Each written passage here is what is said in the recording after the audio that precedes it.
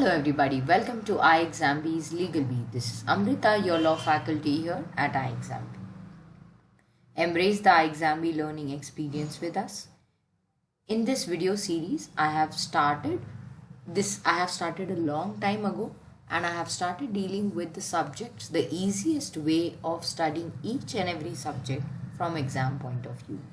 आज के वीडियो में हम लोग डिस्कस करने वाले हैं the easiest way to study interpretation of statutes. Interpretation of statutes is a very important subject. Though students feel कि ये सब्जेक्ट की ज़्यादा वैल्यू नहीं है, इम्पोर्टेंस नहीं है, बट ये सब्जेक्ट प्रैक्टिकली बहुत ज़्यादा इम्पोर्टेंट हो जाता है. When we go to the courts of law, it is having its own utility, and even if you are preparing for any competitive examinations, it is there in your syllabus.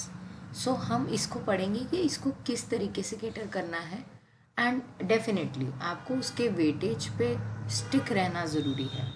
If you are starting it from the point of view of exam, then only it will be good for you, because ये theory subject है. ज़्यादा detail में जाओगे तो शायद आप उतना benefit ना ले पाओ, क्योंकि नंबर ऑफ क्वेश्चंस कम होते हैं depending on your exam as well.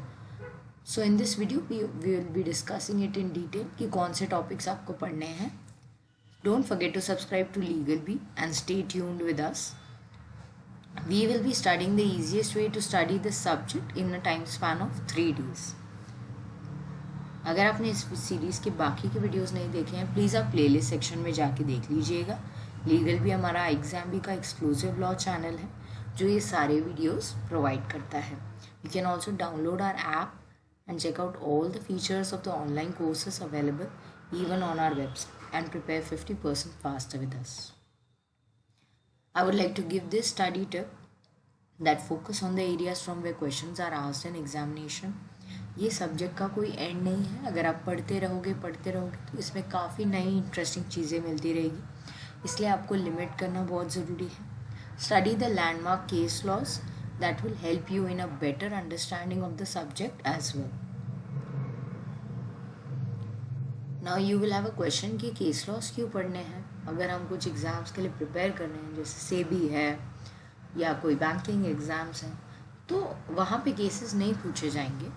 लेकिन अगर आप केसेस पढ़ते हैं यहाँ पे landmark cases, you will understand how to apply that particular subject or that principle that has been discussed in the cases. It helps you understand the subject in a better way. First day you can take up the meaning of interpretation, construction, दोनों के बीच का difference. Then you can take up the aids of interpretation. First you read the parts of the statute.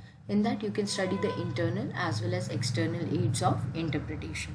This you can do on the first day. Within 3 hours you can complete it. Second day you can take up the rules of interpretation of statute. These are the most important areas. The rules, ये सबसे ज़्यादा important area है interpretation of statutes का. अगर question आता है तो यहाँ से आने के सबसे ज़्यादा चांसेस हैं.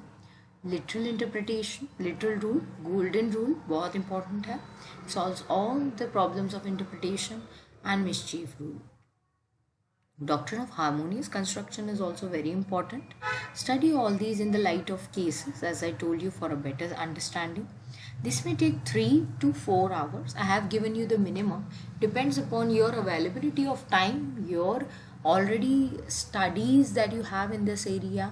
काफ़ी सारी फैक्टर्स पे डिपेंड करता है. मैंने आपको एक टेंटेटिव आइडिया दिया है, एंड अगर आप फुल टाइम दे सकते हैं पढ़ाई के लिए, तो आप ये सब्जेक्ट को 1 से 1.5 दिन में भी कंप्लीट कर सकते हैं. I have given you the maximum time. Third day you can take up constitutional interpretation. Interpretation of statutes and interpretation of constitution, दोनों में काफ़ी फ़र्क है.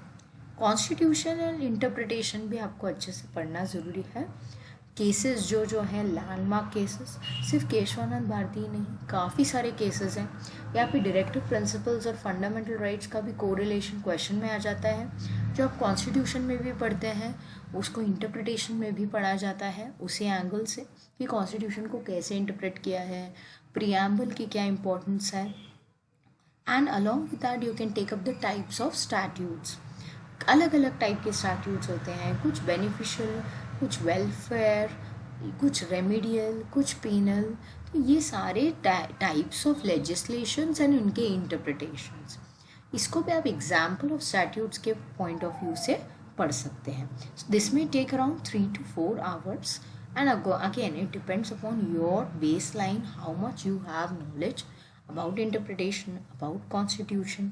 अगर कॉन्स्टिट्यूशन का बेसिक नॉलेज है या ये सारी चीज़ें पता है फंडामेंटल राइट्स जीपीएसपी, तो ये तो आप आराम से 3 घंटे में कर सकते हो. लेकिन अगर बेसलाइन नहीं है स्ट्रॉन्ग तो ये 3 से 4 घंटे में भी जा सकता है.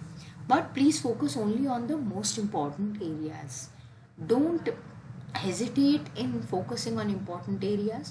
You have to stick to exam point of view. If you don't do that, then definitely you won't be able to cover everything that is important for your exam. Prepare 50% faster with us at iExamBee. Don't forget to subscribe to LegalBee. And as I told you, download our app for all the features. You can download iExamBee's app from Google Play, and you can check out all these features: live classes, course access, you can have daily current affairs and your quiz as well in your mobile phone. Thank you everybody. Have a nice day.